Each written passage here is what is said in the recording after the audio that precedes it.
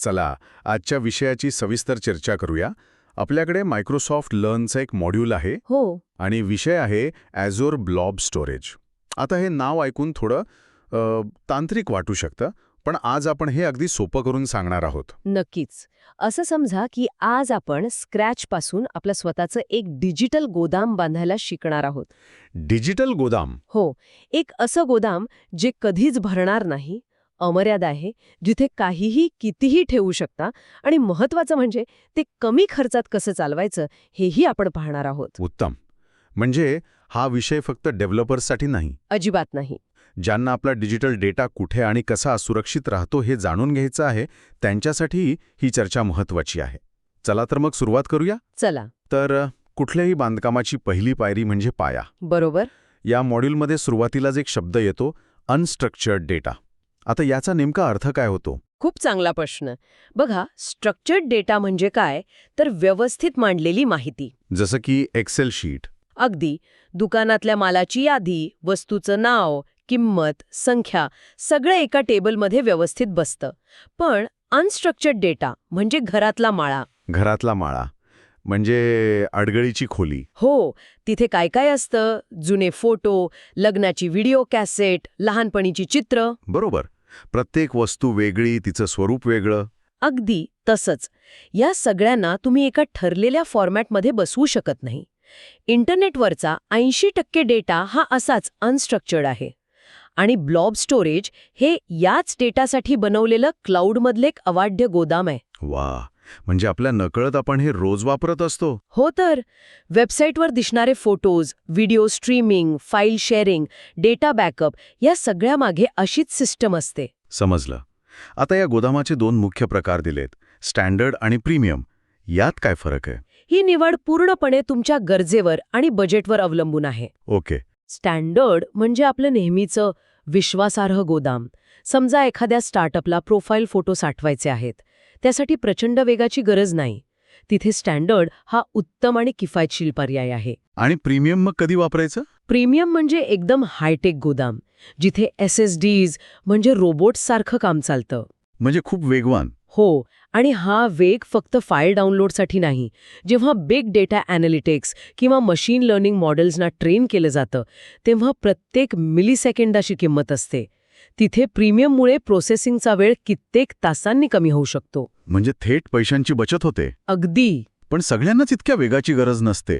मग खर्च कसा नियंत्रणात ठेवायचा? त्यासाठी काही सोय आहे का? बरोबर. आणि इथेच ॲक्सेस टियर्स ही संकल्पना खूप महत्वाची ठरते. Access tiers? हो, ही खर्च वाचवण्याची एक अप्रतिम पद्धत आहे. यात हॉट, कूल, कोल्ड आणि आर्काइव्ह असे 4 स्तर आहेत. अरे वा, हे तर हवामान खात्याच्या बातमीसारखं वाटतंय. Hot, cool, cold. हां, तसंच काहीसं आहे. विचार करा, हॉट म्हणजे किचनच्या ओट्यावर ठेवलेल्या वस्तू. रोज लागतात, पटकन मिळतात. त्यामुळे त्या जागेची किंमत जास्त. बरोबर. कूल म्हणजे कपाटातल्या वस्तू. रोज लागत नाहीत, पण सहज सापडतात. आणि कोल्ड? कोल्ड म्हणजे गॅरेजमधल्या वस्तू. कधीतरी लागतात. आणि आर्काइव्ह म्हणजे माळ्यावर ठेवलेल्या जुन्या पेट्या. ज्या आपण विसरूनही गेलेलो असतो. हो, तिथे ठेवायला जवळपास काहीच खर्च येत नाही. पण त्या वस्तू काढायच्या असतील तर खूप वेळ आणि मेहनत लागते. म्हणजे गरजेनुसार डेटाची जागा बदलून आपण खर्च कमी करू शकतो. अगदी. विचार करा, एका मीडिया कंपनीचं उदाहरण. ब्रेकिंग न्यूजचे व्हिडिओज हॉट टियरमध्ये असतील. कारण ते सतत ॲक्सेस होतात. बरोबर. गेल्या महिन्याचं फुटेज कूलमध्ये. आणि 10 वर्षांपूर्वीचं ऐतिहासिक फुटेज जे जपून ठेवावं लागतं ते आर्काइव्ह टियरमध्ये. असं नियोजन करून कंपन्या प्रचंड पैसे वाचवतात. ही खरंच एक महत्त्वाची माहिती आहे. ठीक आहे, तर गोदामाचा पाया आणि खर्चाचं नियोजन झालं. आता त्यात सामान ठेवायला खोल्या कशा बनवायच्या? मॉड्यूलमध्ये स्टोरेज अकाउंट, कंटेनर आणि ब्लॉब या 3 गोष्टी सांगितल्या आहेत. बरोबर. आता आपण आपल्या गोदामाची रचना करणार आहोत. ओके. पहिली गोष्ट स्टोरेज अकाउंट. हा तुमचा एझर नावाचा शहरातला एक युनिक पत्ता आहे. जसा आपला घराचा पत्ता जगात दुसरा कोणाचा नसतो तसाच. आणि या पत्त्याच्या आत येतात कंटेनर. हो, घरात जशा वेगवेगळ्या खोल्या किंवा कपाटं असतात ते म्हणजे कंटेनर. तुम्ही लग्नाचे फोटो, ऑफिसची कागदपत्र असे वेगवेगळे कंटेनर बनवू शकता. या कंटेनरच्या नावाचे काही मजेशीर नियम आहेत असं मी वाचलं. नाव फक्त लहान अक्षरात हवं, 3 ते 63 अक्षरांचं, हे इतकं काटेकोर का? हा याचं कारण खूप महत्वाचं आहे. हे नाव एका वेब ॲड्रेसचं म्हणजे URLचा भाग बनतं. अच्छा. याचाच अर्थ तुमच्या कंटेनरमधल्या प्रत्येक फाईलला इंटरनेटवर एक स्वतंत्र ॲड्रेस मिळतो. म्हणूनच तुम्ही वेबसाईटवर दिसणारे फोटो थेट ब्लॉग स्टोरेजमधून लोड करू शकता. वाह, म्हणजे त्या नावामुळेच प्रत्येक फाईल जगात कुठूनही ॲक्सेस करता येते. आता या कंटेनरच्या आत आपण आपलं सामान म्हणजे ब्लॉब ठेवतो. हो, ती खरी फाईल. पण मग प्रत्येक प्रकारची फाईल एकाच पद्धतीने ठेवली जाते की त्यातही काही प्रकार आहेत? म्हणजे एक व्हिडिओ फाईल आणि एक लॉग फाईल यांना वेगवेगळ्या प्रकारे हाताळलं जातं का? अप्रतिम प्रश्न. आणि याचं उत्तर आहे नाही. सगळ्या फाईल्स एकाच प्रकारे ठेवल्या जात नाहीत. गरजेनुसार ब्लॉबचे 3 प्रकार आहेत: ब्लॉक, अपेंड आणि पेज. ओके, एक एक करून समजावून सांगा. पहिला ब्लॉक ब्लॉब. ब्लॉब म्हणजे लेगोच्या ठोकळ्यांनी बनवलेली वस्तू. लेगोचे ठोकळे. हो, तुम्ही प्रत्येक ठोकळा वेगळा हाताळू शकता. मोठ्या फाईलसाठी जसं की एखादा सिनेमा हा प्रकार उत्तम आहे. तुम्ही तो तुकड्या-तुकड्यांमध्ये अपलोड करू शकता. इंटरनेट जरी मध्येच गेलं तरी जेवढे तुकडे अपलोड झालेत ते सुरक्षित राहतात. आणि अपेंड ब्लॉब, त्याच्या नावातच काहीतरी जोडण्याबद्दल आहे. बरोबर ओळखलत. अपेंड ब्लॉब म्हणजे डायरी किंवा लॉग बुक. तुम्ही त्यात नेहमी नवीन पानं जोडता, पण मागच्या पानांवर जाऊन काही बदलत नाही. याचा उपयोग कुठे होतो? याची खरी ताकद कुठे दिसते माहितीये? विचार करा की लाखो स्मार्ट गाड्या रस्त्यावर धावत आहेत आणि त्या प्रत्येक सेकंदाला आपलं लोकेशन पाठवत आहेत. अरे वा. हा डेटा बदलता येत नाही, फक्त त्यात भर घालता येते. हाच डेटा पुढे सेल्फ ड्रायव्हिंग अल्गोरिदमला शिकवण्यासाठी वापरला जातो. तिथे आपण ब्लॉबची खरी ताकद दिसते. हे जबरदस्त उदाहरण आहे. आणि तिसरा प्रकार, पेज ब्लॉब. पेज ब्लॉब हा क्लाउडमधील कम्प्युटरसाठी म्हणजे व्हर्च्युअल मशीनसाठी असलेल्या हाय परफॉर्मन्स हार्ड ड्राईव्ह सारखा आहे. म्हणजे VHB फाईलसाठी. अगदी. व्हर्च्युअल मशीन्सना त्यांच्या फाईल्समधील कोणत्याही भागातून डेटा अतिशय वेगाने वाचता किंवा लिहिता आला पाहिजे. याला रँडम ॲक्सेस म्हणतात. पेज ब्लॉब हे काम अत्यंत कार्यक्षमतेने करतो. ठीक आहे. तर आता आपल्या गोदामाची जागा ठरली, खोल्या तयार आहेत आणि प्रत्येक प्रकारचं सामान कसं ठेवायचं हेही ठरले. पण सर्वात महत्त्वाचा प्रश्न, सुरक्षेचा. बरोबर, या गोदामाच्या सुरक्षेचं काय? मी माझ्या सगळ्या गुप्त योजना इथे ठेवल्या आहेत, त्या सुरक्षित आहेत याची खात्री कशी करायची? चांगली बातमी ही आहे की Azure हे एका बँक लॉकरसारखं आहे. Bank locker? हो, जिथे सुरक्षा सिस्टीम आपोआप चालू असते आणि तुम्ही ती बंद करू शकत नाही. याला सर्व्हिस साइड एन्क्रिप्शन म्हणतात. तुमचा सगळा डेटा Azureमध्ये येताच आपोआप एन्क्रिप्ट होतो. म्हणजे त्याला कुलूप लावलं जातं. एक शक्तिशाली कुलूप.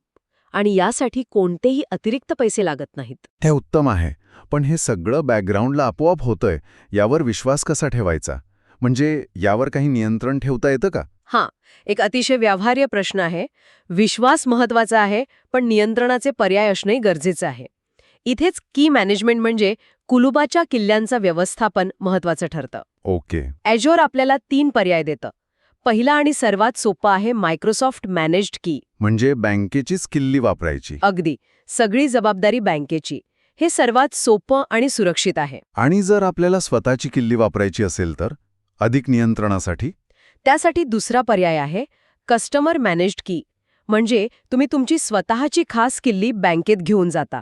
तिची जबाबदारी पूर्णपणे तुमची असते. अच्छा. काही कंपन्यांना त्यांच्या नियमानुसार डेटा एन्क्रिप्शनवर असं संपूर्ण नियंत्रण हवं असतं. आणि तिसरा पर्याय? तिसरा पर्याय अजून पुढचा आहे कस्टमर प्रोव्हाइडेड की.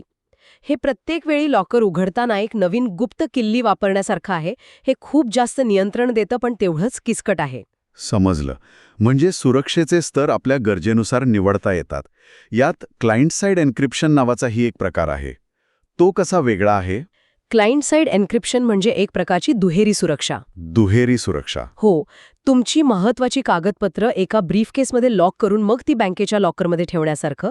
म्हणजे तुमचा डेटा तुमच्या कॉम्प्युटरमधनं बाहेर पडण्याआधीच तुम्ही त्याला तुमच्या सॉफ्टवेअरने कुलूप लावता. आणि मग तो एन्क्रिप्टेड डेटा Azureमध्ये जातो. हो, आणि तिथे त्याला Azureच्या सिस्टीमद्वारे पुन्हा एकदा कुलूप लावलं जातं.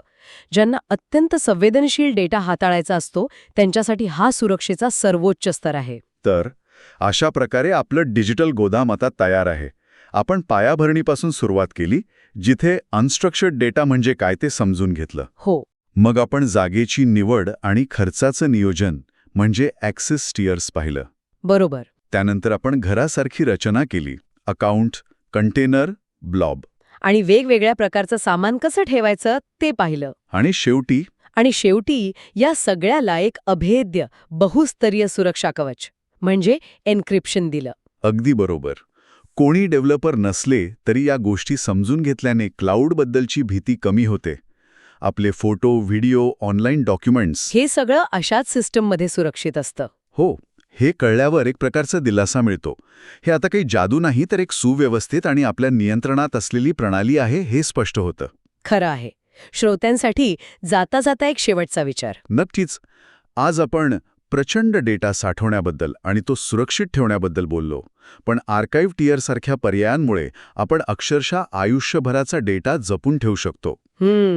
माझा विचार हा आहे की ज्या युगात आपण प्रत्येक गोष्ट सेव्ह करू शकतो, तिथे माहिती साठवून ठेवण्याचा खरा खर्च काय आहे? फक्त पैशांचा की आपल्या वेळेचा आणि एकाग्रतेचा सुद्धा? खूप खोल विचार आहे हा. काय जपून ठेवायचं आणि कोणता डिजिटल कचरा विसरून जायचं हे ठरवण्याची आपली क्षमता कमी होत चालली आहे का? यावर नक्की विचार करायला हवा.